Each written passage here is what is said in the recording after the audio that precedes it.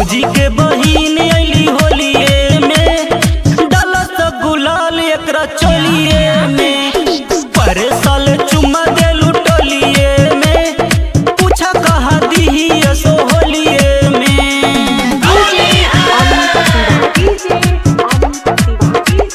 presented by Saddam Gurupuriya।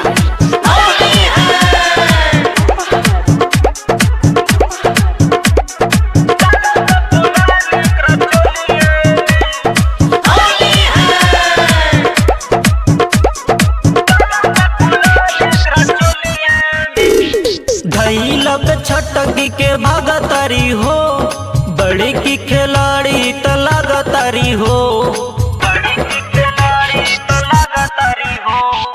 धैलक छटकी के भागतारी हो, बड़ी की खिलाड़ी त लागतारी हो।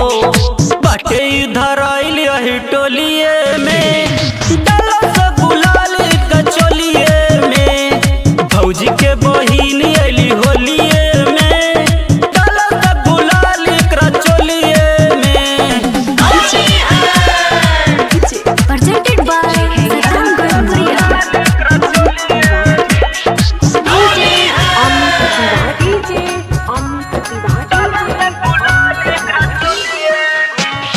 देखल पे त अमर बाली लागेली, राइटर या जजवा के साली लागेली।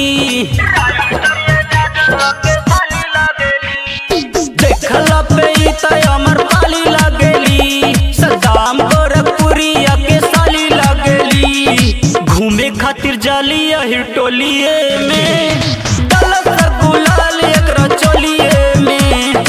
भौजी के बहिन